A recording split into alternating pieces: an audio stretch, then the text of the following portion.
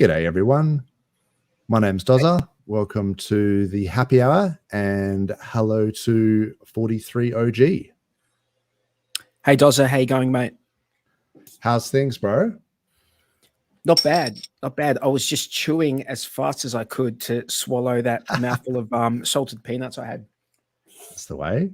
That'll go down well with the beers. If you've got any Peroni gangs today, no? Not this week because I've got to drive immediately after this stream. So I'm actually drinking a blood orange and black raspberry San Pellegrino mineral water. Oh, San Pellegrino, fancy water. Well, it's still in a can. It would have been more fancy if they put it in a green bottle, but that's right. You know, we can live with fancy this. water, but yeah, just bogan down just a notch, just in a can. Yes, that's what I'm drinking. That's Dude, the way. What's been happening, mate? What's been happening? Oh, mate, I'm on holidays. I just cracked my first beer of the day. It's bloody hot outside. Yeah, it's beach weather, that's for sure. I think today here we're like at about 27 degrees, which is pretty warm, compared to what we've had so far this summer. Like 27 degrees is quite warm. We haven't. I don't think we've poked our heads past 23, 24 degrees all of December. Oh wow! No, it's been very mild. Hot as it's been hot and dry over here. But was it dry as a dead dingo's donga? No rain, just heat. So yeah, no, good beer drinking weather, that's for sure. And by the way, you and me are on a panel on Monday. I thought we were, but unfortunately, I am moved over to day 2 of the panel, or fortunately, however you like to think of it, because Klaz and I were at the same time. And you can't do that. As you know, we are the same person, and I just put on a wig, and so we can't actually be on the same stream at the same time. So no, we only really have like one camera, one setup, like one green screen. A man screen. of many talents. So yeah. I mean, a woman of many talents. Exactly, that's right. That's maybe a joke for another day, but yes, So I'm on stream with Klaz. That's right. Well, actually, awesome. On Twitter, believe it or not, I've never actually streamed with Klaz before. Exactly. Of course you haven't. No. Because we can't be on the stream at the same time. Yeah, I think so. What I was going to say is sometimes my tweets are actually her tweets because she comes in, logs into my Twitter, right? And she starts putting love hearts and like flower emojis and like retweeting Hexalina and all this stuff. And I'll like look at my Twitter the next day and I'll be like, why is there love hearts? Are you guys sharing a computer? Well, not always. Like she's got her own laptop. It's just that she just sometimes uses this computer. And then she logs into Twitter and just starts giving everyone love heart emojis.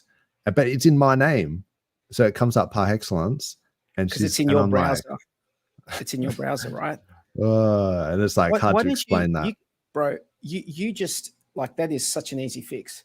You know, just create another browser profile. Like if you're using Brave or Chrome or something. Easy fix. She just needs to like not use my Twitter and just like log into her own shit. Yeah. But anyway, if you see love hearts from me, it's probably Klaz, is what I'm saying, because I don't give out the love hearts emojis. So yes, and you can choose. You can listen to the people listening. You can choose to believe that or not. That's right. Or if there's I have a sneaking suspicion of love hearts and flowers and those emojis, mate. I have a sneaking suspicion. Stuff. Yeah, and then I can always just blame that. I can just be like, oh no, it fully wasn't me. That was class. But yes, how are we doing today? Next gen Jex Negex Frank. Oh, that's hard to read, quickly. Anyway, how you going, bro? If you're in the chat, if you're lurking, give us a kangaroo in the chat or a beer or something. Just let us know you're there. It's probably quite late in the US, but or quite early if you're in Europe, but it's the middle of the day here, so and late afternoon for you, isn't it? Yeah, so we're sort of on all sorts of timelines. Yeah. It's sort of later afternoon, sort of end of work time over here where I am, because we like people listen in, and I'm sure some people are not from Australia, but for those who are not from Australia, we both live in Australia, but we are like our time Opposite zone is ends. 3 hours apart, and it actually I think it's a 4-hour plane trip, right? It If I'm not is. Yeah, mistaken. it's a good 4 hours. Yeah. So Yeah. it's basically like East Coast, West Coast, US in terms of distance. Or maybe not quite that far, but it's pretty close. Do you know what this is? And shout out to Lockstock Vids. This is a clear case of typing kangaroo into the emoji. You know, you get that emoji thing, and it's like, but then you've actually typed it into the chat, and then it's like, hang on, where's my kangaroo? I've done that heaps. Or maybe he's just being funny and just putting kangaroo instead of actually a kangaroo. But thank you anyway for commenting. That's it. Yeah. Just it's a Friday Arvo. It's hard. Sometimes it's hard to remember when you're on holidays what day it is. So I've noticed that with the Hex Late show, it comes on and I'm like, is it Tuesday? I'm like, God damn, what am I doing? So yeah, you're in this limbo land when you're on a holiday where you just don't know what time it is, what day it is. You're out of your routine. So when you're out of your routine, you forget where you're at. But are you back? Are you back from holidays soon? No, I'm going down south next week. I'm having another holiday down there. So down by the beach. So down Albany way. Not that far down. But yeah. So it's like the southwest coast, Western Australia, and there's just we stick to the coast, and there's always plenty of places there. But you can go to the beach. Nice and, yeah, it's really cool. So can I ask, out of interest, what's property prices? What are they like in Perth? Oh, it's out of control. And then super high. But then as you go into suburbs outer, like or because it seems like Western Australia is way bigger than, let's say, Victoria is, and we're a lot more concentrated around Melbourne. There's like urban sprawl. But yeah, you guys I'd seem probably like say it's not as big. Yeah, it's not as, like, people say that Perth's got urban sprawl and this and that, but really, unless when you go to some of these bigger cities, it's not that big. And there's just like, I guess there's pockets. So it's like when you're near the city, it's expensive and then if you're near the beach, that sort of stuff. I mean, everything's near the beach for us. It's like 30-minute drive. It's like, oh, that's ages away. But yeah, it's pretty expensive everywhere. The rental. So what's happened is the interest rates have gone up heaps. So everyone's just passing that on, like, landlords to the renters. are passing it on. Yeah, just passing it on. So this is like economic policy, like fail by, I guess, the Reserve Bank and other people, where they just assume that that the economy is so simple and so binary that inflation is inversely proportional to to interest rates, and you can just crank up interest rates and inflation will go down. It's obviously not that simple, right? So it's a complex system.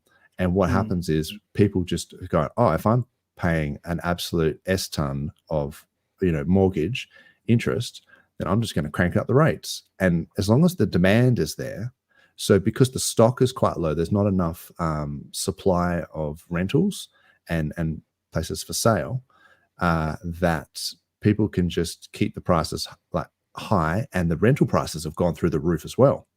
So where that, I mean, I agree with you. It seems like far too much of a basic or oversimplistic way of dealing with things.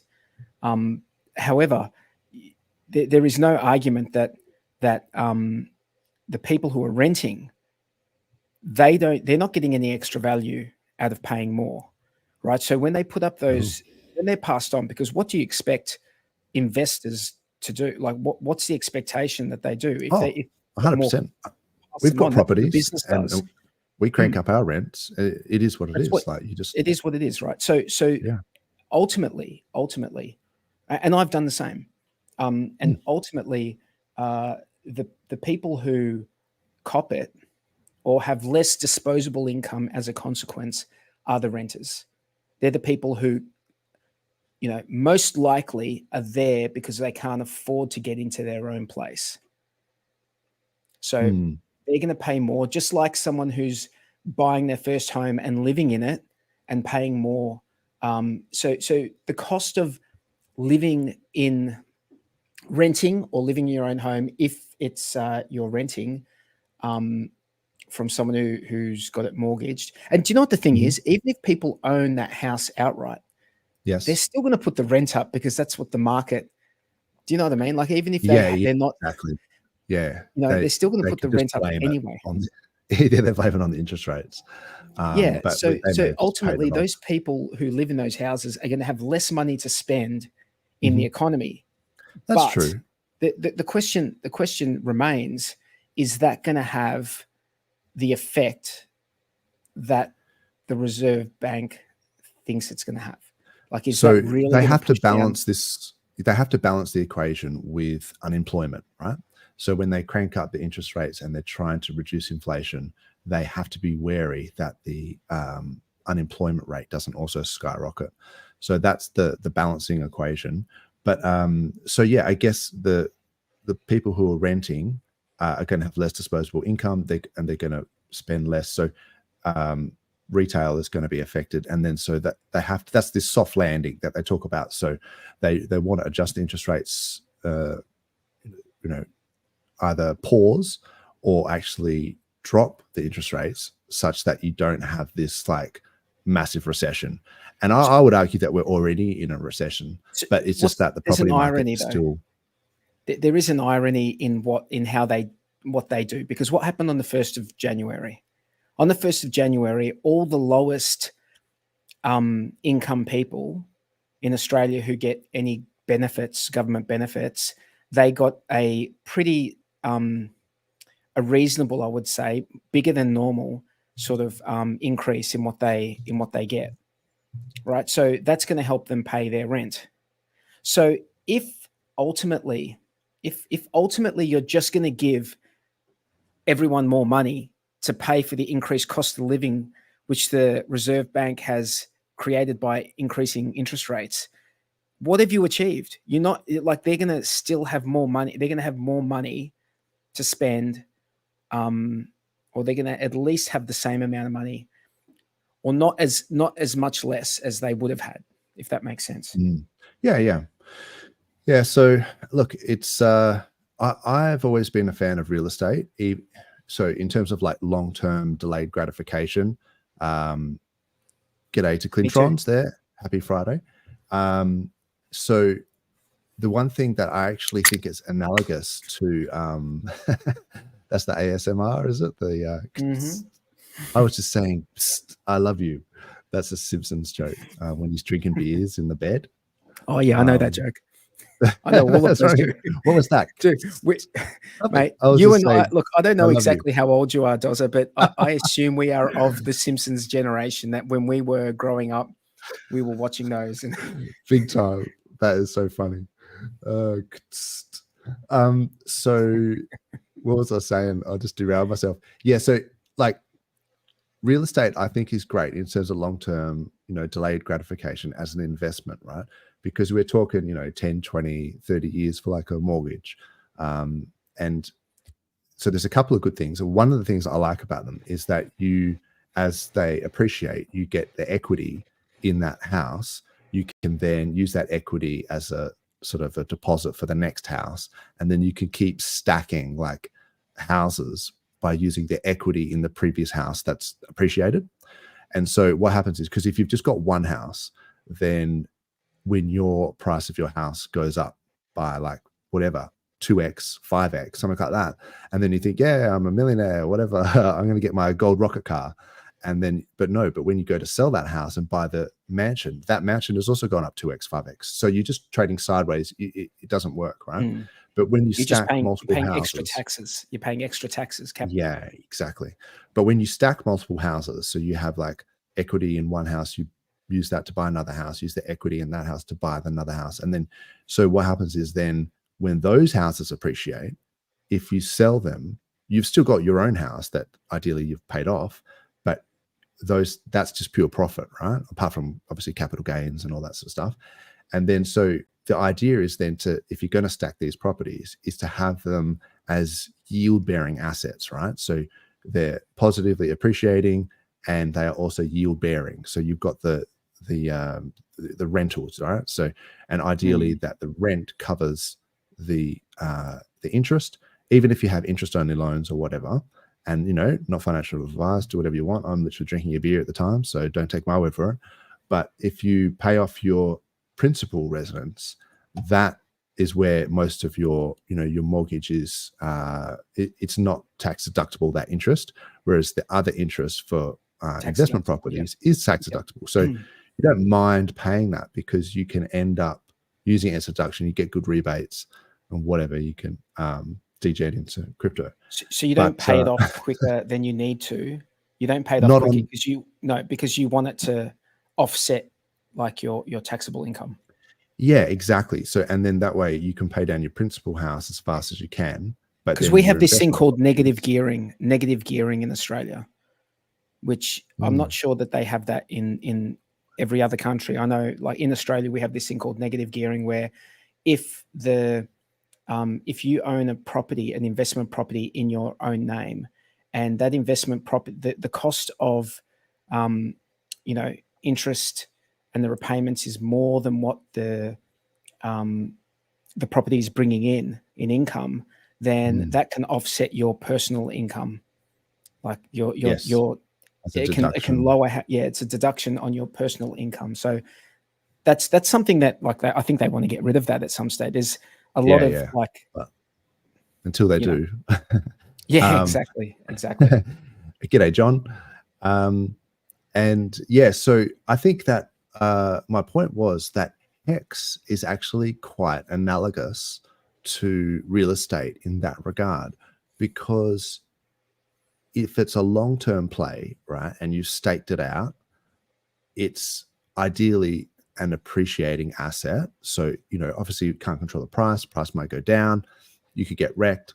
But if the idea, the investment thesis is that over like a long period of time, you know, 5 to 10 years or even longer, the price is going to appreciate, then you're generating yield this entire time, just like rental income, that is slowly, you know, increasing your overall capital. Like, it's just, and the beauty of it is that it's trustless.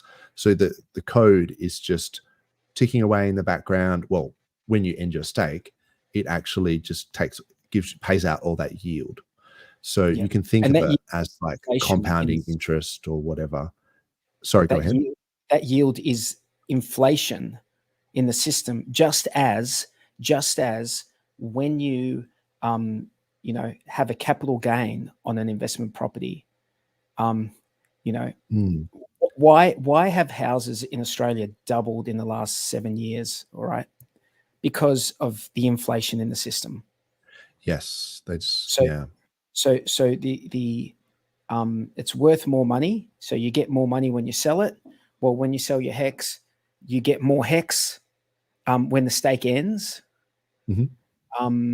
And you know, whether that's worth more in dollar terms, in HEX terms, in HEX terms, exactly. So we are talking in HEX terms. There is it's because that's inflation in the system. So it's I see that's a very good parallel. But then you have that yield that's coming out, which is the inflation. But yeah, there's a parallel there, isn't there? Yeah, in terms of it being an appreciating asset that is yield bearing, and in this case, trustless yield, permissionless yield. So that's one of the advantages of the HEX contract. But what I was going to say is, and this could be pure cope, right, as well, like, because when prices go down and it's like, I don't know, I just have like this, you know, coping mechanism. And this is like, you know, if you got in the chat, if you got any other, nothing wrong with a bit of copium, just let us know. We're just going to mainline bloody cope over here, as the meme goes, with that little Pepe. So my cope is that I look at stacking hex in terms of hearts and pulse in terms of beats, like in terms of the units. So I like set targets where I'll be like, and I know that people have done this in the past with T-shares, like they want to get to the next staker class. They want to go from a crab to a turtle, or a turtle to a squid, or whatever. But I find just looking at the numbers, like if you're trying to, double your stack or something like that, like if you're getting twice as many actual coins, or if you're like, it doesn't even have to be that, like if you're like, I don't want to really use round numbers because everyone's different, but say you're talking hex and you're talking like, I don't know, 100,000 hex, then it's like you might want to get to 200,000, and then it's like, oh geez, I'm pretty close to 500, and it's like, oh wow, maybe I can get to 6. And it's like, so if you're stacking those numbers, then the price doesn't really, you just sort of accept that it's going to fluctuate, and that the volatility is the price you pay for the overall price performance. So, and there's nothing you can really do about it. So if you just keep stacking your bags, then you need less X's at the end. Like, so say you're going to sell in 2025 or whatever, you think that that's the end of the 4-year BTC cycle, and you think that that's going to be where the hyper bull, is 2025. If that's when you're going to sell, then it almost doesn't matter what the price is today, because you're not selling. The only difference that the price that makes today is if you're buying, right? So if the price drops, then it's like this inverse sort of thing where you go, yes, I'm going to get more to stack more because I know that I'm selling in 2025, and that I don't need 1,000x, I don't need 100x, I only need a 20x or something like that, and then I can just pay off my house or whatever it is. So that's the cope that I sort of think about. So it might be different, or maybe I'm just saying what everyone else is thinking out loud. But yeah, I think that's a really good perspective, man, because it's unlike any other crypto in that there is that trustless element to it. So we're not relying on any third party. We're not relying on any entity. And this is actually a really good segue into what I wanted to touch on. Sure. So you're not relying on any third party or any other entity to pay you out. That it's the contract. The smart contract is doing everything. You're running the code, and you're doing it all yourself. You're just running code, and as long as you hold to your end of the bargain or your end of the contract, which is to hold it for that period of time that you decide to lock it up for, and then at the end of that contract period, you have to end stake it. As long as you do that and you hold to your end of the contract, it will pay out in terms of hex. It will pay out the principal and whatever has been whatever the contract sees that you've accrued in that time. So the contract has been performing flawlessly for 4 years. Yeah. So and this is why and this sort of is a good segue, because a moment ago you did mention the staker, the animals, the squid, the turtles, the squids, yes, all of that stuff, which was originally something that the Staker app or Staker, it was originally a website called hex.live, and you could put in an address, like an Ethereum address, and if there was any hex stakes in there, it would look into the address and show you how many T-shares you had, all your stakes, and then it would also give you like a categorization based on how many T-shares you had. And they would it was sort of like this gamification of your T-shares by giving you some sort of, like a squid or a turtle, or if some people were lucky enough to be a dolphin. Very few people were sharks, and just a handful of whales. So essentially that was a state that then morphed into a mobile app called the Staker app, which used Gnosis Safe as its wallet infrastructure. Now, and it's sort of interesting that this week on the 3rd, it was the 3rd of January, 2 days ago, the Staker app tweeted, and it's interesting the timing of it, because they did it on the 3rd of January, which is Proof of Keys Day. Right. Bitcoin's birthday.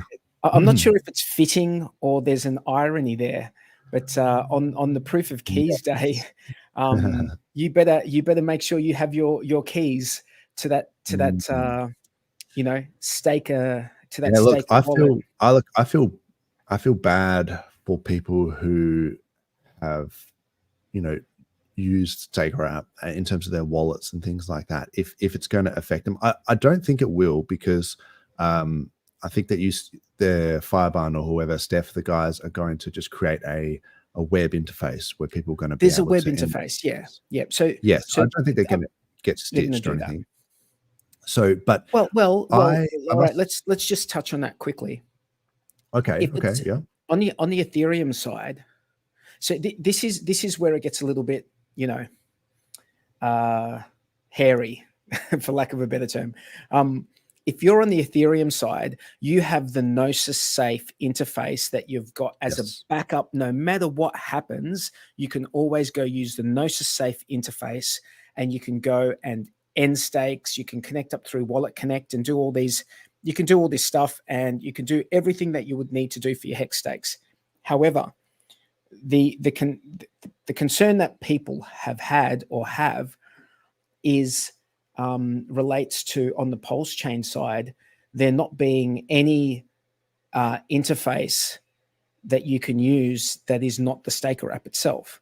Now, this has been an issue since PulseChain was released. Like it's been this has been the case. So there is no, like, Gnosis Safe have not, or they're just called Safe now. They're not called Gnosis Safe. They're just called Safe. They've not supported PulseChain. So if they supported PulseChain on their website, the Gnosis team haven't got a front end and like a native front end like on. Well, have you used it? Because what it is on the website, they've just got a drop down, and it's got like 10 other chains that you can just swap over to and use. So it would just be a matter of them like setting it up for PulseChain. Yeah, I mean, I don't think they're going to do it without a lot of community outreach. Why would they do it unless the community doesn't like?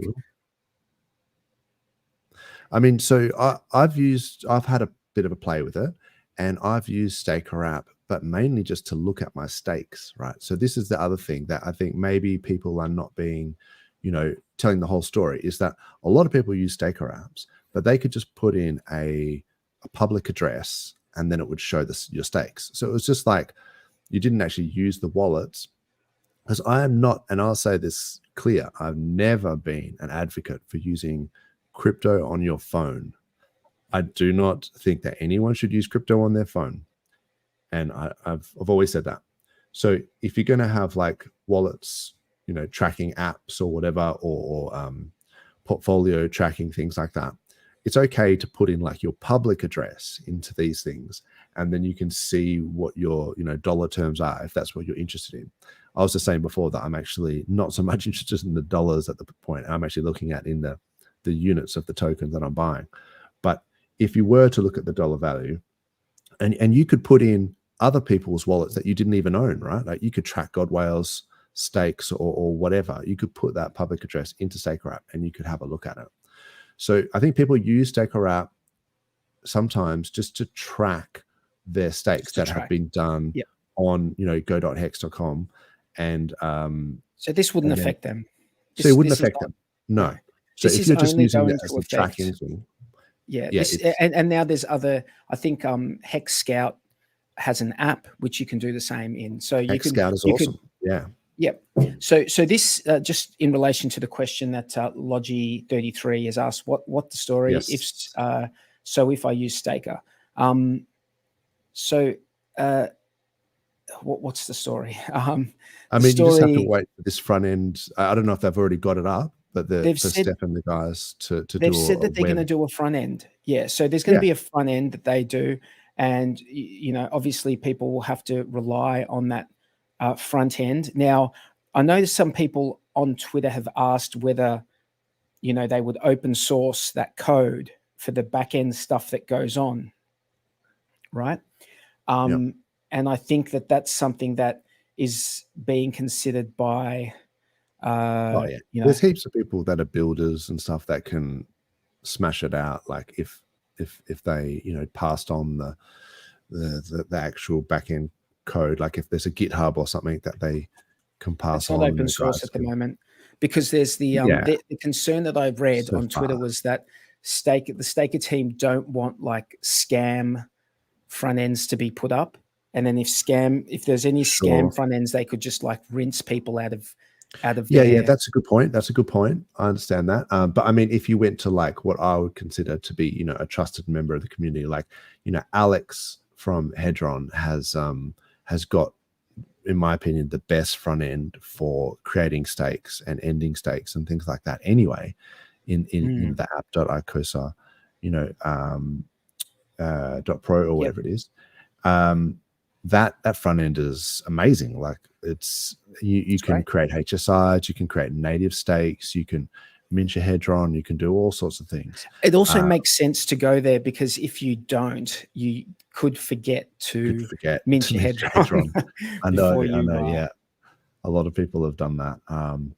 But so yeah, so it would, if Alex or someone just incorporated something like that into the app.acosta.pro or whatever, then it might just be like something for the Staker app guys to you know, pass the torch on if they're not going to support it.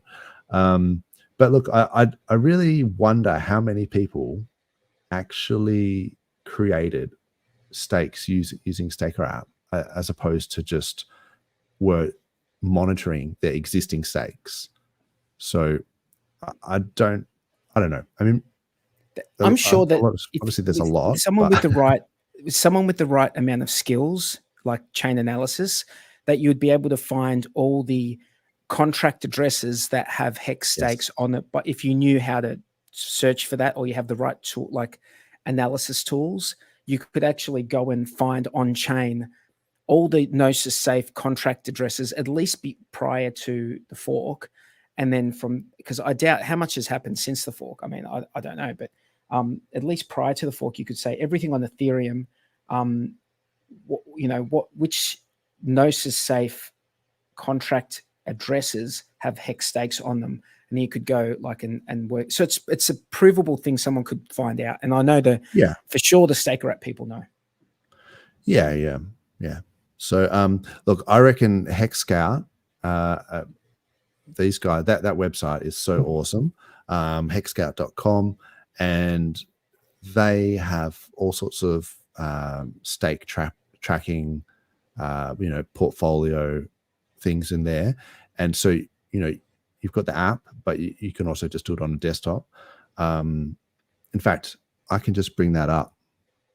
This is Hex Scout here. So you can, you know, this is the God Whales stakes or whatever, but this is the C5. Can you imagine if they could somehow, if they had the code for the hex stake, for the Staker stuff, they could just roll it into the Hex Scout website as well, and then it could just be all there. Man. How good would that be for people? I reckon it probably will. I mean, I reckon that's the type of thing. These guys are like crazy good builders. Like this is one of the cleanest websites, and everything on here like does something as well. Like every time there's like little mouse overs, and you can just click on all sorts of shit. So I really recommend people play around with Hex Scout if you're wanting to track your stakes and things like that. You know, there's so much information on here, and GoPulse as well. I think these guys even use GoPulse. As far as an overall portfolio tracker, I feel like GoPulse is superior. But when you're talking about pure hex metrics, nothing beats Hex Scout. With those two, you know, you can't go wrong. Like for RH ecosystem, you can't go wrong with those two. That's everything you need. there's so much cool shit on this as well. You know, they've got the faucet, I think now, which is really cool. Yeah, so you can just literally, how's that? You can claim PLS every hour. So you can go to the portfolio. Did that just not click on it? Okay, cool. You can go to your portfolio, you add in public address wallets. Whoa. You don't have to connect. Is that 7,800? 7,800 wallets fund. I looked at it yesterday and it was like 500 or something. Yeah, no shit. Okay, wow, 1.5 milli. So someone's figured out how to do a bot to claim it. Yeah, so I think, what is it, 100 PLS? So I like the coin list, you know, shout out to coin list as well. This is the coin. No, that's not what I want. Coin list.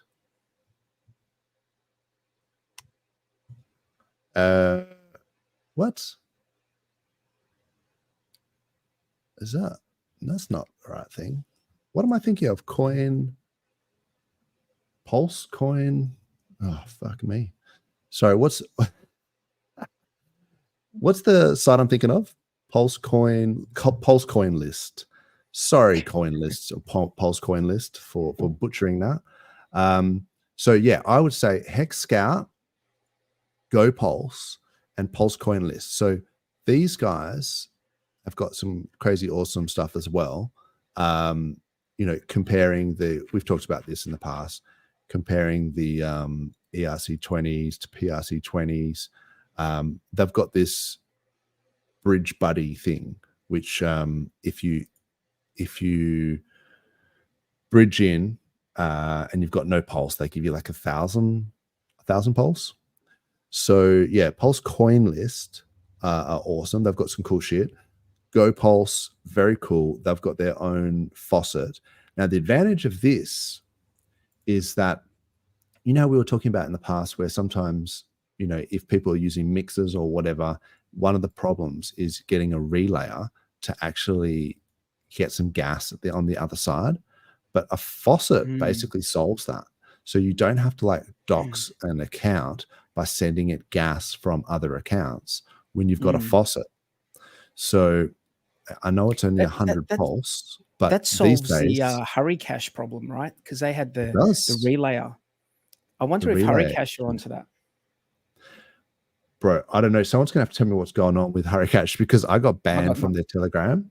Oh, really? Yeah, I get banned from Telegrams. I don't know. It's like, why? I don't even do anything wrong. Okay, in this case, I literally asked, did Hurry Cash rug or what? Motherfuckers. Yeah, that was my question. Motherfuckers. Yeah, what's up in this here? The motherfuckers at the end, and they probably and I was just like, did you motherfuckers rug or what? So I think I may have said something like that and just insta banned. I was like, come on. I just asked you whether you rugged. Look, as far as I know, the contracts work. The code works, right? They don't need to do anything for the code to work. The only thing that needed to happen was there needed to be a relayer to pay for the transaction costs. But if you relayer worked. The relayer worked. It was a bit of dicking around, but you could get it to work. It used to work. So I don't know. Like ever since I got banned from that Telegram, I was just like, fuck you guys. Like, you know, sorry to be, you know, but like, I guess it was my fault for maybe being slightly aggressive with the question of like whether they rugged. But it's like, you know, they don't update their Twitter. They don't update. I don't know what's going on. I mean, especially like for people who sacked, it's like, you know, what is even going on there? I don't know. I just think that like some of these guys that took sacrifice money, you know, and they had 2 years to get their shit together, and they've had another 6 months now, PulseChain. It's like, it's time.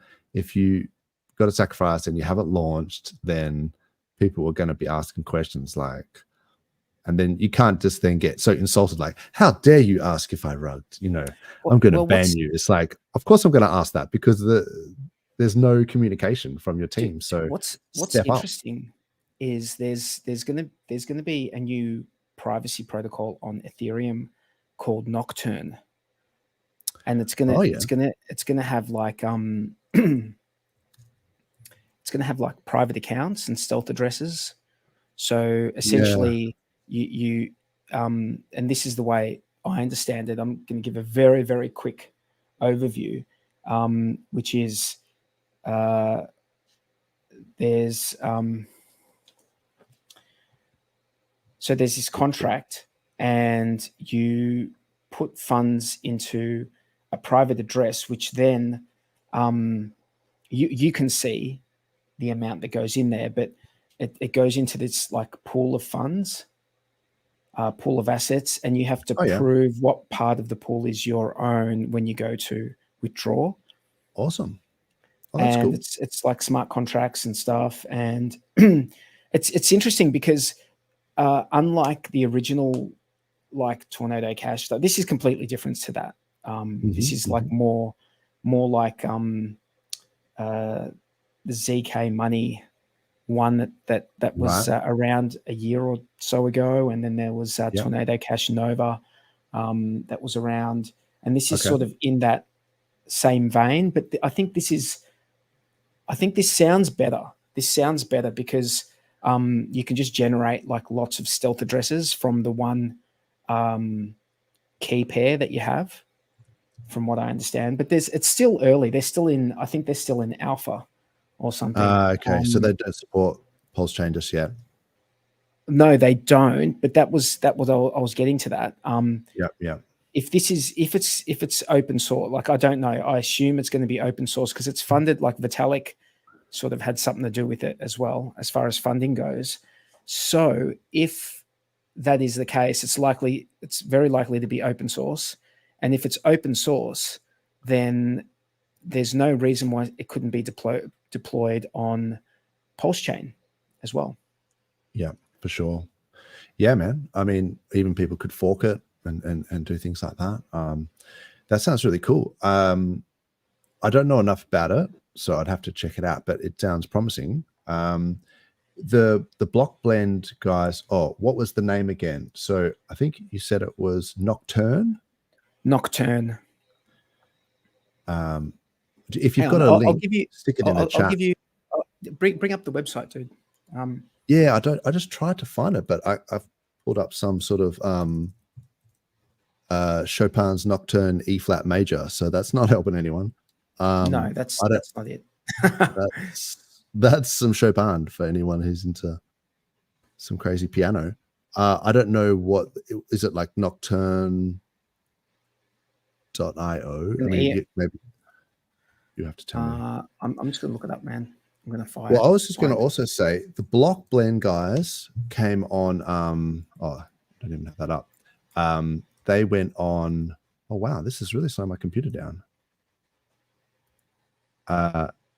They went on Corey Costa's stream very recently, actually. Yeah. So I'm just gonna have to turn that off. That's not working. The block band guys, I think what they've done is they're making a 0% fees for people to bridge in. So it's kind of like the regular Pulse bridge. Like if you go, pulsechain.com and you go to the bridge, use the IPFS links, like the latest ones, you pay the Ethereum gas fee, but you won't pay a fee, like a 0% fees on the main bridge from Ethereum to PulseChain. I think that the block blend guys are doing it 0% fees for like a week, like maybe just 1 week. But they were on Corey Costa's stream. So shout out to Corey Costa. Check out his channel. He's got some cool shit on there. And he always interviews like, different protocols and things like that. So it gives you an idea. But yeah, I think we talked about block blend a couple of weeks ago because apparently they had like, I thought it was like 54%, but apparently it's up to 80% of their traffic is actually going to PulseChain now. So a lot of people are doing, Yeah. So a lot of people using it for cross-chain swaps. And I think in the sense that it's a private, cross-chain swap, it's just that it goes into a big pool and then you just wait a certain amount of time and then eventually like it swaps it with the other asset on the other end. And then so there's some level of obfuscation because But you're you don't trusting them. know. Oh yeah. There's trust in it. So I mean, I'm not advocating it for like that reason, but I'm just saying if you are That would be like any cross-chain swap, though. That would be like any I suppose so. cross-chain And swap. it's kind of like even just liquidity. And I talked about this ages ago with Bluey, I remember, and maybe Tangent. And I was just like, when you send stuff into a pool, like maybe there could be some sort of protocol where it's like, you send your assets to a liquidity pool and then you could get basically, I can't remember how I had it in my head where I was just like, the liquidity pool is effectively a mixer, right? Because you're just getting LP tokens, and then at some point they could pass those LP tokens on to someone else who could get the withdraw the liquidity from that pool. You're making an assumption. Broken. You're making the assumption that these LP, like these NFTs, right? We're talking about NFTs. Well, that in that case, it was just an LP token. So, like, if you added to a pool, with two assets, and you get a set of LP tokens, it could be an NFT form, or it could just be. You don't think that the NFT tokens like have no, that can be tracked because you can see where it came from. That token was generated. Yeah. It was just an idea that I had in a sense. It's a good idea. Do you know why it's a good idea, Dozer? It's a good idea because it's essentially what Nocturne does, but it does it via stealth addresses. Like it's essentially what you've just described of it being a pool is what Nocturne does, but it does it behind private addresses, right? So, mate, brilliant thought that you had. I actually put the link. I talked about that like probably over a year ago, or must maybe have been listening, 6 months mate. or something. And it was just an idea that I had, and I was just like, I wonder if that would work. And I think there was maybe there was a few things like, that maybe wouldn't work because, like you say, like the LP tokens, depending on how they're, it can be tracked where it was generated originally. And I was just like, it was just an idea. Like, I think I literally had it while I was eating lunch or something. And I was like, I put a link in the private chat here. I'm not sure if you can bring it up. Yeah, man. And we can have a look at. So it's still in beta, right? This Nocturne. I hope this doesn't slow down my shit too much because, it's just asking me to, click some sort of thing. So yeah, that's all right to do it in the private browser. Yeah, and I'll close some of these other tabs. I've got direct Ethernet now, so I'm not using Wi-Fi. So hopefully it doesn't slow my shit down too much. So yeah, Nocturne. There you go. It was app.nocturne.xyz. So it is in beta, so I don't think you can do. But what's interesting is, as far as I know, from what I've understood, is that once things are in a stealth address, you'll still be able to use things like Uniswap, like swapping, because even though it's in the stealth address. So I'm not sure if that's exactly how it's going to end up working, but that was my understanding of how they that stuff would, how it works. And then on the other side, it's always provable. Like, so if there's you have to prove something for, whatever reason, you can give people like proof, zero knowledge proof. That's the whole point. Yes. It's like zero knowledge proof, I'm not sure if you've heard like an explanation that explains how zero knowledge proof, like how it sort of works. Yeah, I have a basic understanding of how it works. Yeah. You would have a better understanding of me, but I heard a really good explanation of how it works, which I'll share because I think it will explain it to the layman like me quite well.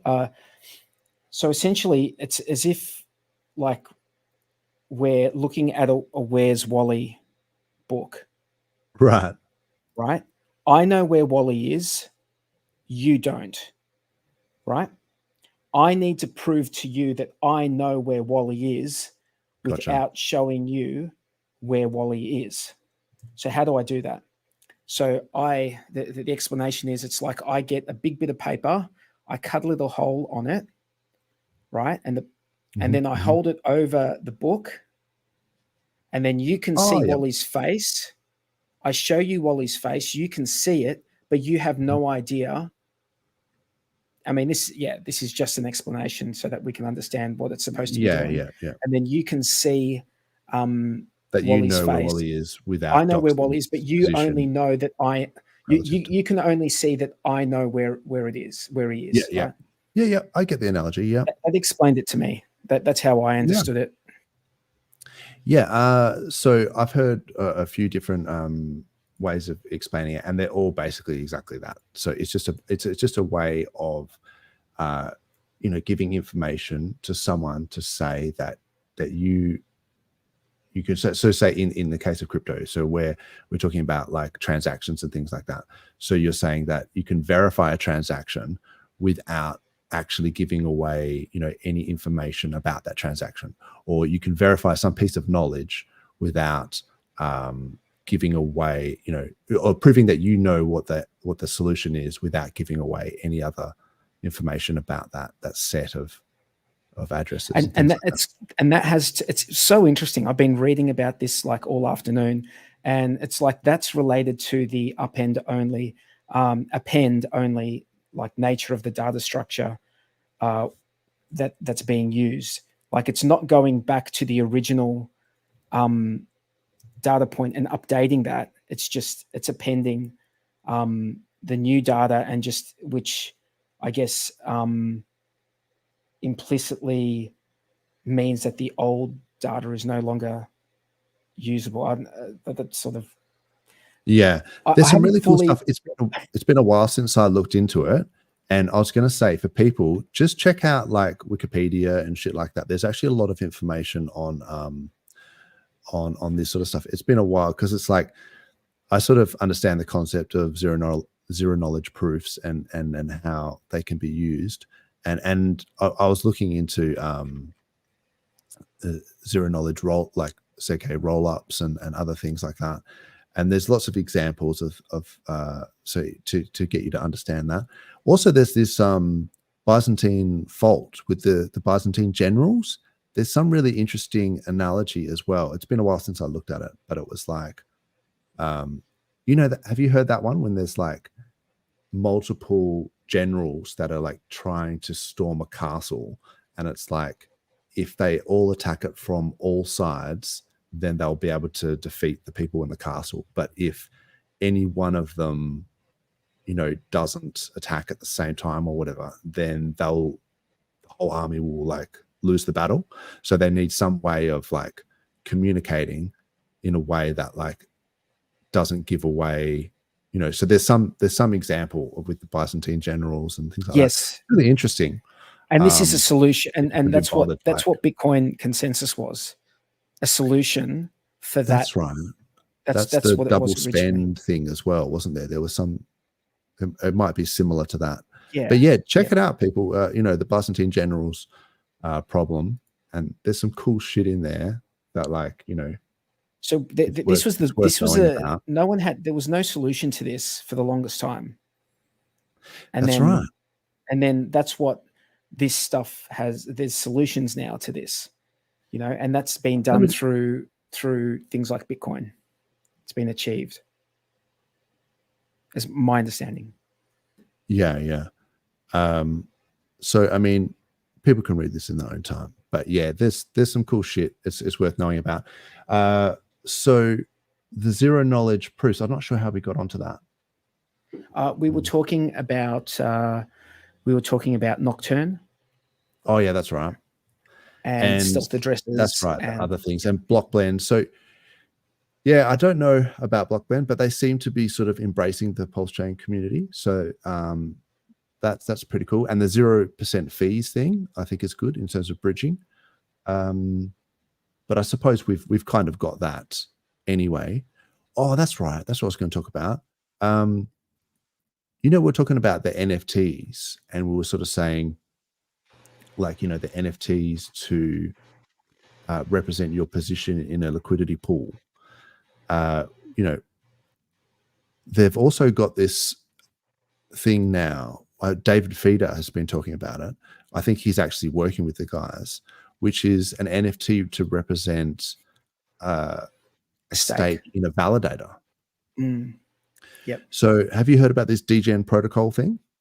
I have. I heard about it, but I haven't, I haven't gone deep into it. Yeah, I'll just pull it up. I don't know much about it either. So, excuse me, I don't want to be like, talking it up too much in case, but David Feeder is obviously a very trustworthy sort of community member. And so it seems like they're basically doing exactly what I said, is basically, an NFT which represents a portion of a validator. So if you don't want to set up your own validator and you don't want to, learn about all the, Linux and all the different stuff that you might have to do to get that going. You can just go to the validator store thing that Feeder runs, and they actually do like a prepackaged, turnkey solution. But this might be another way to just own an NFT, which is effectively got, a portion of a validator. So yeah, I kind of thought that was cool.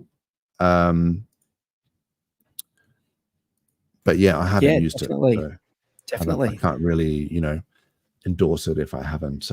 Yeah, I'm the same. I know David Feeder's been in and around the community since the beginning, pretty much, and he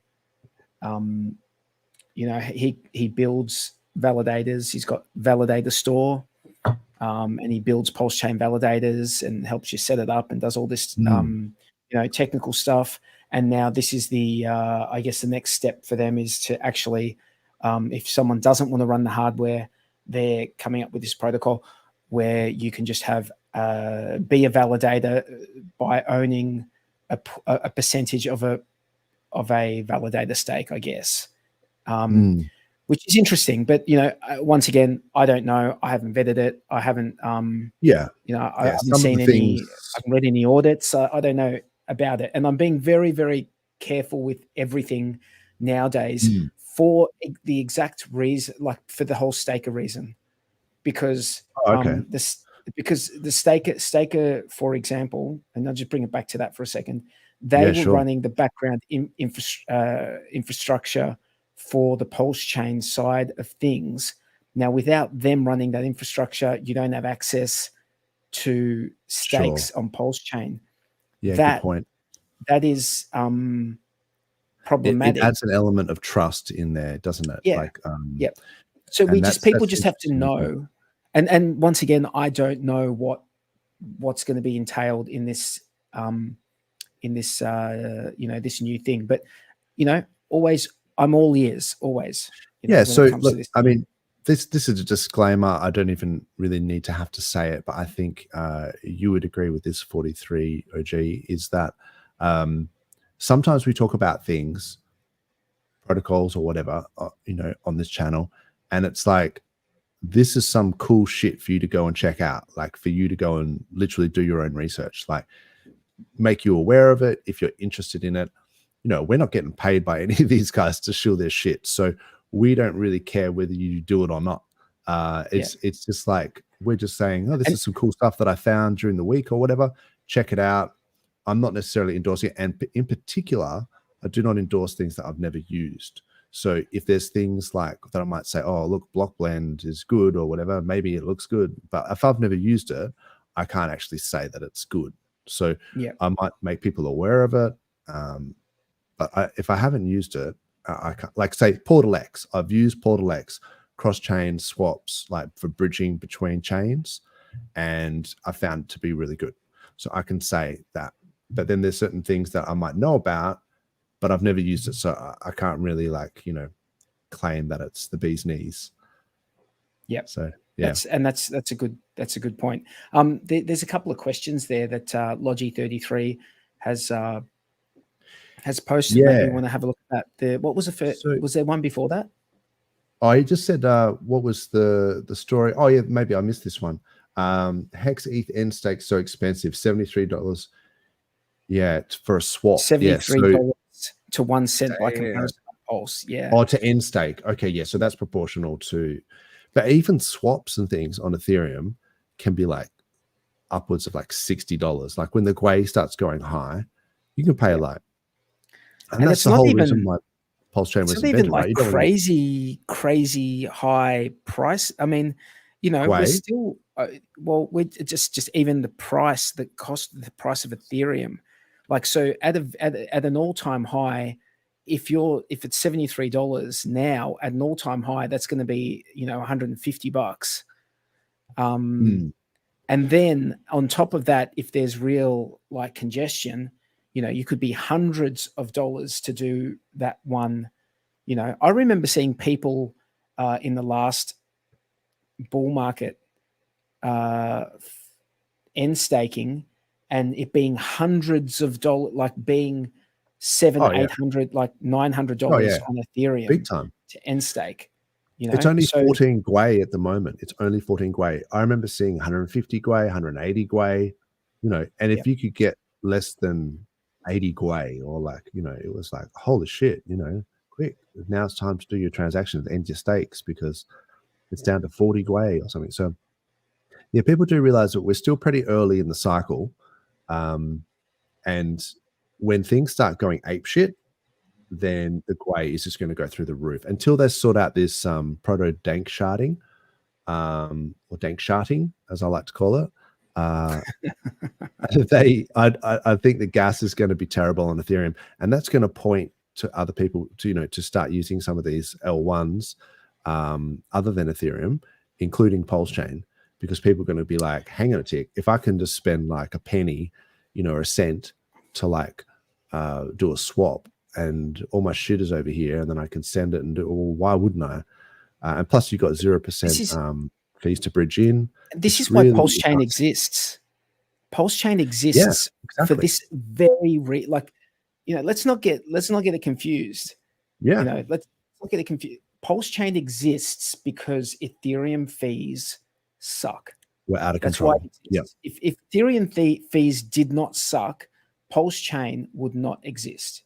It wouldn't it wouldn't need to exist. Exactly. Yeah. The reason why it needs to exist is because there's a lot of protocols out there, not just Hex, that might be gas intensive. And it's like, you don't want to be paying, and people DCAing, right? This is the other thing. People who wanted to put in $100 here, $200 here and there, they don't want to pay $100 for a swap to put in $100. Like, yep. I mean, it's not how I do things. Like, I tend to sort of just like wait for dips and things like that. So, and this is something that I maybe haven't talked about, but so say if you have like a hedge bag or something like that. So if you've got some other, or you're just interested in other protocols, and then that one starts like mooning, like absolutely just going ridiculously parabolic, you need to take some profits from something like that, and you can put it in stables. And then when you see like one of your other things that starts going down and it's just getting wrecked because someone's EES'd and just dumped their shit, then you can buy that dip because you've got some stables. Like that's how I sort of like to do it, is to, when things are getting out of control high, then I just shave some off the top, and then I keep it in stables until I can see a massive dip, and then I buy that shit. So that's one way of doing it. But some people just like to, chip away and just buy like, $100 a week or whatever. So that is untenable if you've got, $60 swaps and you would have put in $100. So that's why, PulseChain solves this. And I think that's why in that hyper bull period of the cycle, people will turn to these much more, PulseChain and other L1s. Just on that, on the topic of end stakes, we were talking about houses and loans earlier on. Have you ever Yes. discharged a loan with a bank? Have you ever discharged a loan with a bank? So when I've refinanced, I guess I have. So a discharge could be, anywhere paid off between like a full like house a couple of $100 to $1,000, like to discharge a loan, which is essentially paying off a loan completely. Yes. Depending on the institution and what you sign up to, Yeah. between a couple of $100. Usually they charge you something to pay out the loan. There's paperwork involved and whatever. So on their end, there's paperwork, so they charge you something. So essentially, if you're paying like $500 to $1,000 to discharge a loan, I guess that's sort of on Ethereum what you when you end a stake, you're sort of discharging a loan. It's as far as fees go. There's my cope. Yeah. There's my cope for the day. Yeah. Look, so when I was talking about one asset going up, crazy, and then taking some profit, and then waiting for another asset to dip, that idea can still be extended to real estate as well, right? Because real estate cycles are very similar to like crypto cycles in the sense that you have this parabolic run, and then like you have boom and bust cycles and things like that. So you can do shit like that where you are taking money, say from crypto, and so say you're getting like 2025, whatever that bull market hyper bull period, the BTC halving cycle is peaking in 2025, and you're taking money out of crypto and you're putting it into real estate, paying off your house, like your mortgage, then it's a ratio of like crypto to real estate. So you're, if you're looking at like ETH versus BTC, you're basically playing the cycles where you take money out of one system and you put it into another system and then when the real estate market starts getting like overheated and just crazy and the prices is through the roof and shit, then you can sell a house and you can DCA into a crypto bottom into a bear market. So you got to try and think about things in terms of ratios of the asset you hold versus the asset you want to purchase. And considering that different assets have different cycles, and you basically want to just take the top of one cycle and put it into the bottom of another. It's interesting you say that, believe man. in these assets. It's interesting that you say that, because I know someone who just very recently sold a property for this exact reason. Not exact. It wasn't to like go into crypto, but they sold it because they looked at the price. They looked at the market, the value of the property. They looked at how much it was earning. They looked at the increased costs of repayments, right? And they said, and they're like, okay, well, not just repayments for that, but for all of their loans that they had, right? They looked at all of their loans and they're like, well, this one property is going to pay off all of my loans, right?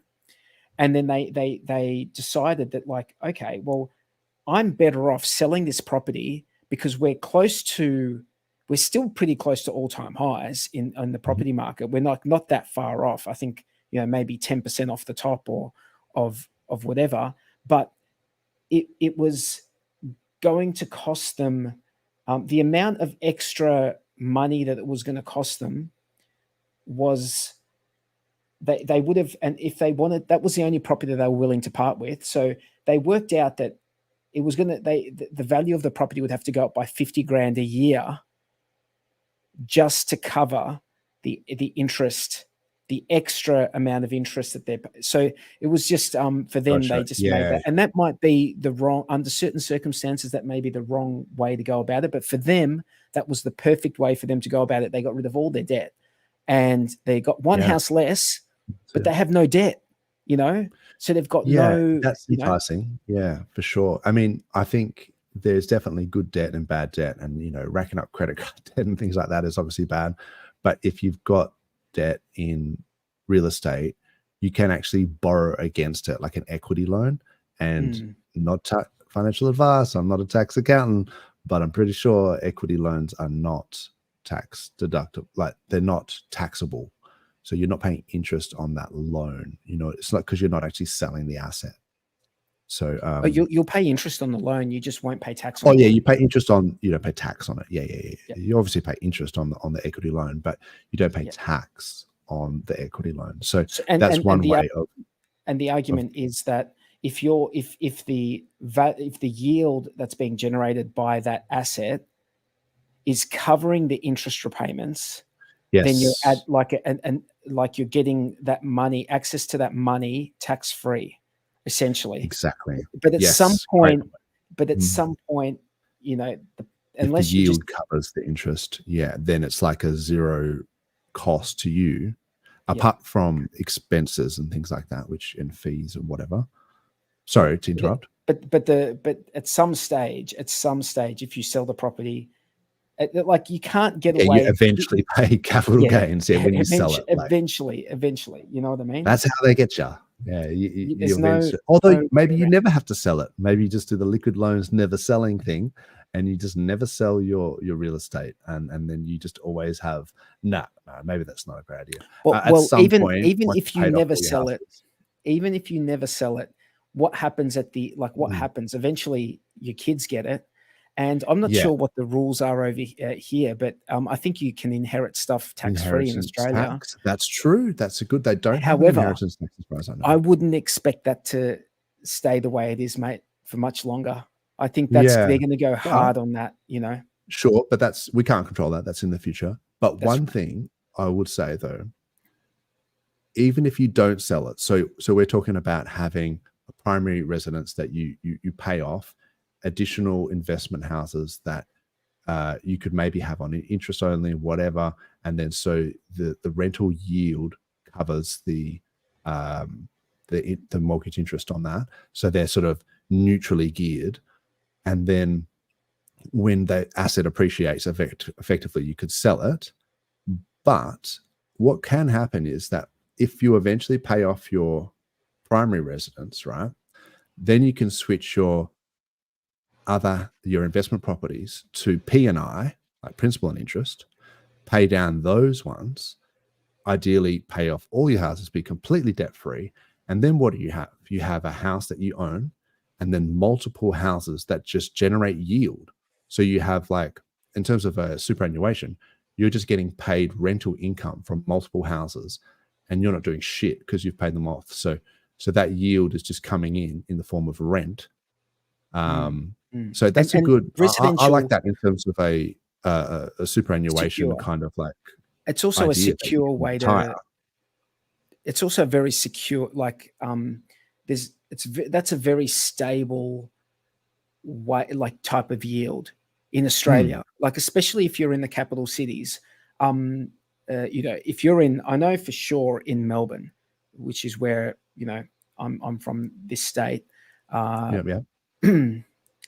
If you're residential properties there's a lot of competition to get into them, so you're pretty much guaranteed that you're always going to have a tenant. In Victoria, you're pretty much guaranteed, and as long as they don't bring in laws where you're not allowed to put up the rent or anything like that. Because in Victoria, you can't kick people out, right? You can't kick people out. Yeah, it's heading that way. Unfortunately, it's getting weird. It is that way already in Victoria. Oh, okay. Well, not in my state, but no. Now there's some interesting laws getting passed about you can only up the rent every year and stuff like that, like once per year. I don't think they've introduced it yet, but yeah, so I guess what I just wanted to address one thing that was in the chat earlier, and I think it was Lockstock, and he was saying, sounds like everyone's planning to buy in 2025. To sell in 2025. And that, in this instance, when I'm talking about selling crypto or whatever, at the top of a bull market and paying off, real estate or whatever, yes, I might be selling some crypto in 2025, 100%, and maybe lots of other people are. But if it does dump as well, like a whole bunch of people dumping, I might be buying as well.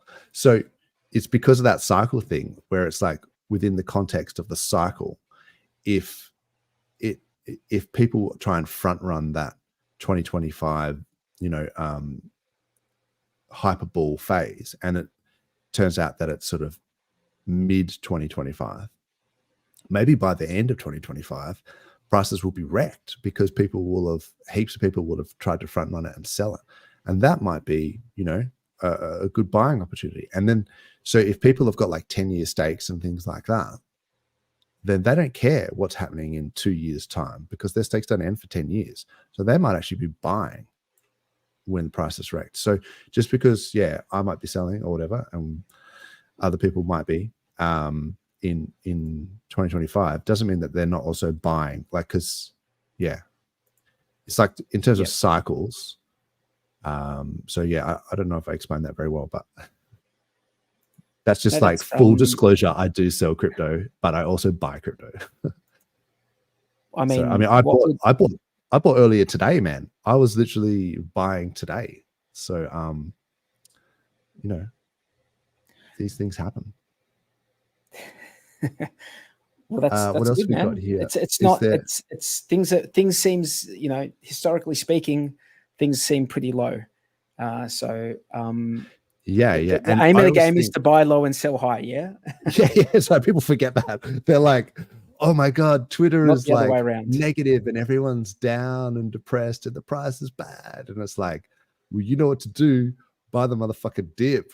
Like, I don't know. It's just like DCA. People get too down on it. It's like, all those. You got to buy the blood. Like, you got to buy the depression. People are like whining on Twitter or whatever. It's like, I don't know. Just need to harden up, I reckon. Absolutely. They should harden. They should harden the hell up. It's like January 5 and I'm not rich yet. What's going on? It's January 5, people. Mate, I've really enjoyed chatting to you. I actually have to head off. It's been no dramas. Been an awesome chat. Now, tell me, are we taking a week off next week, or what's the deal? Look, I'm going down you're not around. South. Yeah, I'll be on holiday, down the beach. So, anyone is free to take the reins and do the happy hour. So you're most welcome. Tangent, if he's floating around. Who else? A Hex Enthusiast, Base Radian, Bluey, I think Hex Enthusiast Hex Enthusiast was also away next week, I think. I think you're right. But why don't you, if you pop it in the chat and then see if anyone wants to perhaps join. Otherwise, maybe we take a well-deserved break. We can take a week off. Doz is down the beach, back in 1 week. Like, I mean, and I want to see Dozza with a bit of a tan, mate. Okay, I want to see Dozza with a bit of a tan. I don't go in the sun much, to be fair. So I am a bit pale. That's a funny story. If you're anything like me, when you get into the sun, you go red. That's pretty much what I do. I have a good friend who's Italian, and we were about to get in the pool. I took my shirt off, and he's like, "Bro, you're so white. Like, why are you? Do you not go out in the sun?" Because he's like a concreter, like out in the sun all the time. So he's like full dark. He's got that olive skin that just doesn't burn. He's got that southern Italian, southern Italy, genetics. And so he's like, bro, my family, some of my family have those genetics. I do not, however. I don't have that. No. So he was like, bro, why are you so white? And I was like, oh, well, I'm inside like a lot. Like, so at work, I'm always inside. And he goes, your boss needs to get you one of those infrared lamps at work. So you can at least get some UV, And I was like, thanks, UV, man. Yeah. Thanks for that. So, hopefully get a bit of tan, go down, beach weather. But so, I think with the Hex conference next week, there's going to be no shortage of like streaming going on because it's like 4 days of Hex conference. And I think I'm on day 2 for the social. But shout out to Matty Allen and for people to check that out. There's going to be lots of content, so I don't think people really care. So I'm going to be on with Klaz. You? I'm going to Yes, that's right. I'll put the wig on. And the other person I That's saw funny. who I recognized was Brizology. Oh yeah, So Briz is funny. I like him. He's always got some jokes in the yeah, chats Briz is and one shit. of the first people I ever streamed with on. Oh really? I think like the first time I jumped on Discourse Syndicate, I think, was with Kinetics, Dollar Cost DCC. I think he was Litecoin Moses back then, and Litecoin Moses. and What? Oh wait, are you talking about DCC? And Brizology. So those they were the four people. Like it was us four at the end of a stream. I think I jumped on for like 10 minutes or whatever. That was like one of the first times I jumped on Discourse Syndicate. That was a long time ago. That was in 2020 for sure. Yeah. Briz has been around for ages. He's a funny guy. I love funny comments in chats and things like that, and he's always got some good ones. So g'day Hexadelic, how you going? But yeah, if you've got to disappear, then that's no dramas as well. I gotta go, mate. I gotta head off. That's big cool. shout out to everyone in the chat. Yep, we won't see you next week. We'll see you the week after. But Dozzo, mate, I have to head off. Thank you very much. That's cool. I was going to talk about a couple of quick things just after you go. No worries. Yeah, I'll catch you in 2 weeks. Take it easy, mate. We'll see you next time. Thanks, 43 OG. See you, mate. Okay, cool. Yeah, that was fun. So I just wanted to quickly chat about a couple of things that I was going to bring up that didn't sort of I didn't get time to. So there was a couple of things here. I'm just going to go through this real quick, like just so people like know what I'm talking about. But yeah, apparently Tether just minted $1 billion. So I think this was a Watch a Guru thing. Yeah, I'm not quite sure, and maybe I should have asked 43. But I know that Tether can just mint more. But this is effectively like the Reserve Bank just printing more money, like quantitative easing. So I'm not quite sure how they justify just printing $1 billion USDT.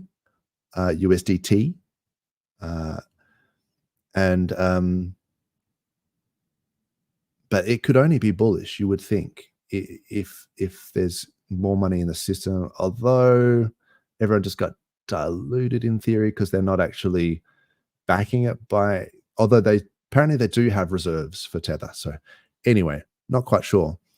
There was another thing is someone recently on Twitter was talking about someone had some USDT that someone like in their family, they thought they'd been hacked or whatever. And it was like a long story. And so one of the things that I realized when I looked on chain was that it was fake USDT, right? So someone had called a token USDT, and it had a different token address. And it just reminded me for people to be aware of spoofed tokens. So you can create an ERC20 token that has the same name as another token, and people like malicious people can airdrop this to any kind of wallet. So in this case, the person had received, I think it was like 506,000 USDT. It's like $500,000 USDT, but it was obviously the wrong contract address. And in those tokens, sometimes they can edit, like in the ERC20 code, they can edit the part that the transfer function, so that you can actually send it from that wallet. So the original sender can actually send it out of that wallet. So this guy was confused because it looked on chain as if there was like someone had been hacked. And I was like, actually, they got scammed initially because they thought that they had proper USDT. So it's funny how sometimes the you have like a magic trick or something, and it's like the trick at the end is like the final reveal, and it's like, oh no, the $500,000 left the account. It's like, but really the trick was at the start where they made you think that you even had it to begin with. It's like, classic deception. So just be careful, especially with like coin tracking software like Coinly or whatever. Sometimes you can see that, you go, oh, hang on, what did I send, this amount of USDT or do USDC or Hex or whatever. Doesn't matter the token. It's probably unlikely to be Hex actually, but sometimes you see these stable coins and they're not the real contract address. So always check contract addresses. If you're not sure how to do it, go to Deck Screener. If in this case, like if you just literally just put in USDT, actually, I think I looked up when I was trying to find it. I was just like, what about wrapped ETH, like USDT? With that would be like a huge amount of liquidity. Yeah, $38 million. So it's like, I'm pretty sure this is the legit one. And you can go to CoinMarketCap or CoinGecko or whatever. And I think I did, but you can actually just get the contract address there. So, yeah, that was one thing I wanted to just make sure people are aware of. What else? Oh, while we're here, let's just have a quick look at the Pulse price. So, yeah, this is what I was saying. Like, it's a bit of a dip here. And so this is like me buying the dip. But yeah, I mean, we'd already wicked down to like 4046 down here. So it's not that low. But there was certainly an opportunity here. Some people were EESing or whatever on Hex, and it was getting routed through Pulse, I think. And then so if you look at the Hex price in PLS, this is interesting in the sense that, the Hex ratio to PLS started off at like 100 pulse per Hex, went up to 242 pulse per Hex, and then came down to, well, it's currently at about 150 pulse per Hex. So there's different ways you can think about this. Either that this trend line was broken here and then broken again and then broken again. So it looks like it's rolling over. And I've talked about this in the past. So it's possible that Pulse is going to continue to outperform Hex. Or you could think about it in terms of a range bound.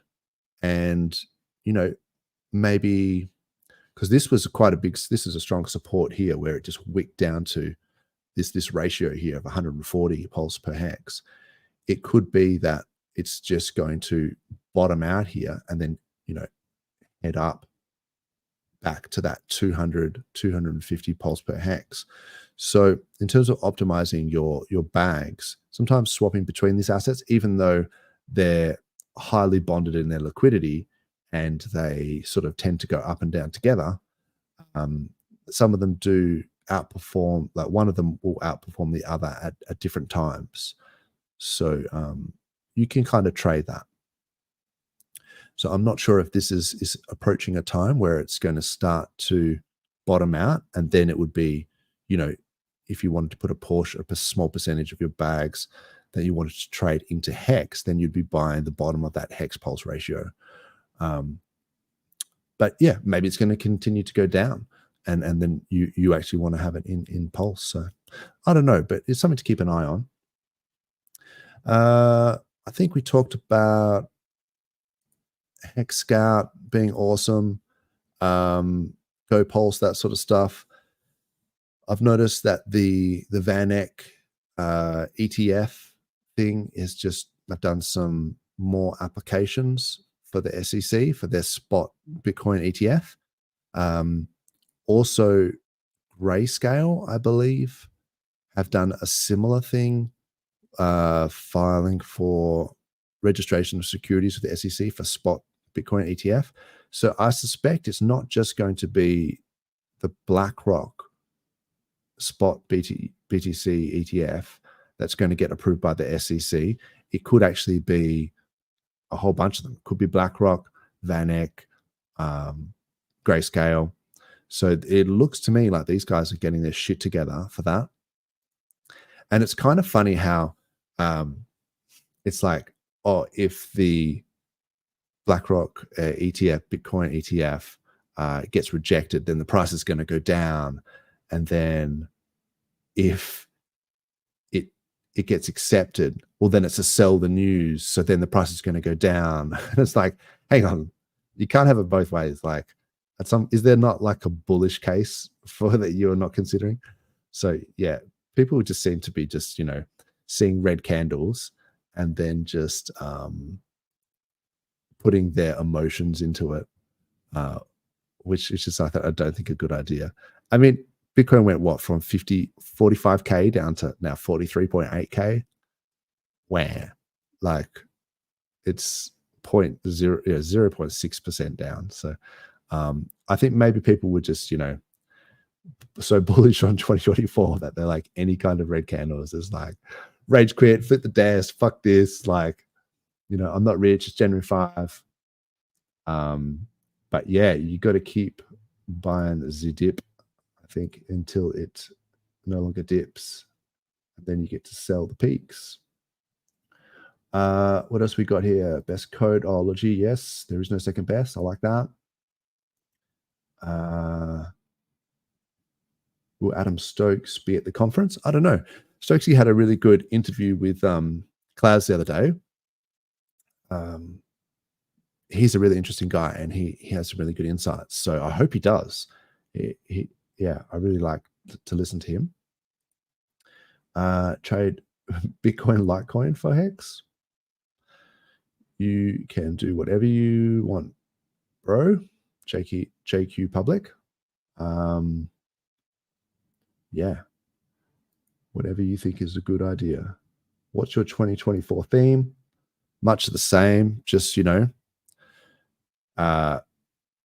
not to emotionally, try not to invest emotionally and invest with your brain, and that sort of thing. I think we've always sort of done that. Bullish case for BTC once Wall Street is in. That's a good question. Yeah, I think sometimes you can retrofit narratives to price action however you like. And I've seen this in 2017 and things like that. People always have an idea where they're like, oh, the price is going up. Oh, it's because of Chinese New Year. Like, end of Jan, Chinese New Year, Year of the Dragon, like, let's go, and it's like, you can make up any narrative you want. Like the price, like people in China are going on holidays, therefore the price is going to dip. It's like, it may or may not, that may not be the reason as well. So sometimes, like at the moment, the narrative is ETFs, and that's why the price is going to go up. But it might not be. It might be the halving. And I have a little bit of a pet hate when people say halvening when I think it's halving, but that's just a little bit of OCD for you there. But yeah, with the halving, like it could sometimes after the halving, the price dips. Like I've seen that, like not much, but it can, and it's a huge sell the news event as well.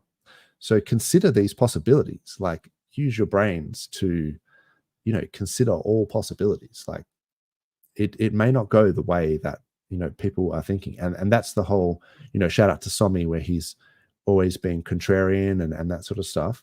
Sometimes you have to fade the crowd a little bit, but you got to be a little bit careful that you don't be so contrarian to everything that you have like an investment thesis and that everyone thinks agrees with you, and then you go, well, it must be wrong now because I have to be contrarian to the crowd. Like sometimes you just have a good investment thesis, like and then it plays out how you think it's going to play out. So you got to be careful not to like second guess yourself, you know what I mean?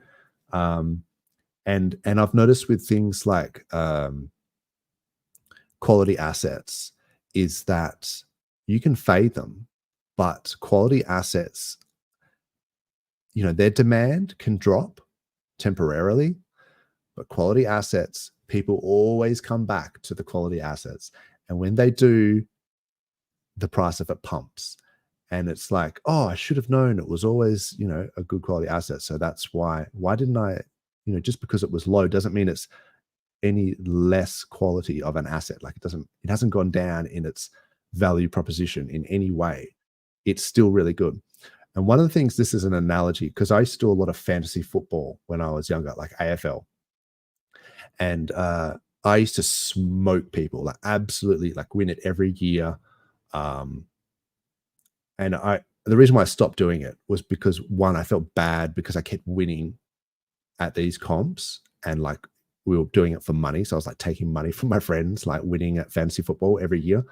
And then part of it was because I realized that it was fuck all money. Like it was like, even if it's like you're better off trading real world assets that you can actually make proper money on. But one of the good takeaways that I got from that fantasy football thing was that you would have these superstar assets, players like Gary Ablett Jr., and he would go out in the first quarter, he would sprain his ankle or something, and the price of that player would drop, and everyone would be like, oh, because he scored hardly anything for that game, and then because it was like an average over like a few games, his price would continue to drop because of the low score in the game. And then it's like, if people forgetting who Gary Ablett Jr. is, like, I'm gonna buy this player because he hasn't played in 4 or 5 weeks. Because when he comes back on the field, he's going to tear it up. And then for some reason, people just fading him, going, oh, well, he scored, he's got a low score or whatever. And you're just like, you've forgotten, these premium players, you've forgotten how good they are. So, yeah, I guess that's just a little like segue, I guess, into sometimes my investment thesis. Like, if you've got like a good performing asset that's like a really good asset in your mind and that you think it's underperforming, it's like, yeah, you don't lose sight of why you thought it was a good asset to begin with. Particularly if it's like, there's metrics of ways that you can prove why they are awesome. Yeah. So apart from, so that was a bit of a random tangent, but the bullish case for BTC. So I think there'll just be a new narrative. People will just fabricate some new narrative that people will FOMO into. And then when you see green candles, then people will buy it. I don't think it's anything, more complicated than that. Yeah. So, oh, wow. I just had that on the screen for that whole time. Okay. Let me see if there was anything else. Oh, yeah. Bullish news. Maybe is that Hex is now being listed. So Hex on PulseChain is now being listed on CoinMarketCap. Hopefully CoinGecko's next, but just the fact that they're even showing the Hex on PulseChain price on CMC, and I think PulseChain and PulseX are also, on CMC, and just the fact that they're recognizing those assets, I think it's kind of cool. So yeah, people should possibly go on here and like add some comments and stuff, so that way you don't get like this soy boys having a cry about it, showing up in the comments, and you can actually see some cool bullish stuff in the comments. So yeah, I encourage people to do that if you can. Oh, speaking of bullish, last thing I will maybe shill is Free Mint Fridays, Tangang. They have these NFTs and things like that. Okay, upcoming collections. It looks like it's orange gooey. So yeah, shout out to Cookies. Oh, it looks like this is sold out. Yeah, so this was probably last week, but I think they'll do another one tonight. So they nearly always do. It's the Tangang Free Mint Fridays. One of the cool things that they did, I want to say Pulse app. Let Let me just see if I can pull this up. Oh, pulsemarket.app. Okay. So I didn't want to. Where? So yeah, one of the cool things that happened the other day is shout out to Tangent, who's an OG legend. Everyone knows Tangent, all around good guy. He had this idea for a space where it was like you can just have $1 NFTs. So people were, came into the space and they were all, so they went to this pulsemarket.app. And if you go to listings, so there was like, this particular space, right, where everyone was just, listing. And you could go into the metaverse as well, that fully cross-on metaverse, and it had it up on the big screen. And yeah, people were just listing like $1 NFTs. Like, and it was like, so it was 55 OG, I think, which was about $1. And yeah, people could just put up their NFTs. And so it was a good opportunity for people who were like say, for example, like they had like a, like a blue gnome, and they wanted a green gnome, they wanted to have a purple gnome or something. And then so it's like if you weren't, keeping up to date with, all the giveaways and things like that, this was an opportunity to just basically get like $1 NFTs to, like, if you were like collecting these things. And yeah, they just took over the whole site. Like it was just like you had to keep like refreshing like listings, and they were just literally, just new NFTs were coming through. So it's like you could listen on the spaces, the Twitter space. You could chat to people, in the metaverse, and you could see all these NFTs that were just coming through. And you had to do like a little bit to sort of look at the collection to see, what was the actual collection about, like what was the floor price, and, is it like a genuine collection, or is it just some guy like just spamming the shit or whatever? And so like, but there was all sorts of weird stuff like yoblins and some cool shit. Like, so anyway, I thought it was really fun. Like it was a really interesting, and yeah, so this is why I bring this up, right? So this comment, anyone else feeling pretty despondent about our ecosystem right now? I 100% agree with you. I think that is the sentiment, is a lot of people thinking 2024 is going to be my year. It's going to be up only, and then now we're seeing some red candles. So it's just like people just like full despair and depression on Twitter. So I would say turn off Twitter, like go snorkeling or whatever. If you're in a cold climate, go skiing or some shit, like go and enjoy your life and just not worry about these things, because data and data. But yeah, I wouldn't worry too much about the sentiment, and sometimes buying the blood is a good thing if you can, use that cope in your brain to be like buying when people are, fearful and depressed, and then selling the euphoria. That's like an old, adage. You know who I'm talking about. So yeah, but people being down on the ecosystem, what I was just talking about was actually a really fun way to, just enjoy a bit of crypto. I'll leave that comment up because it's about what I'm talking about.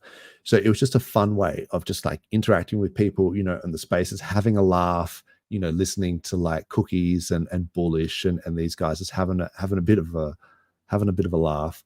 And it was sort of like, it was refreshing to have, a little bit of fun, and just you buy $1 NFTs, whatever. You don't have to do it if you don't want to. You can, but it's like, it's kind of cool. And some of them so there were some underpriced gems that were coming through, where it was like, this NFT might be worth, $100 or something. And you could snipe it. So it was kind of fun. And yeah, just wanted to shout them out because I thought that was like fun and like something happy. So just like positive emotions, rather than people, you know, focusing on the negative.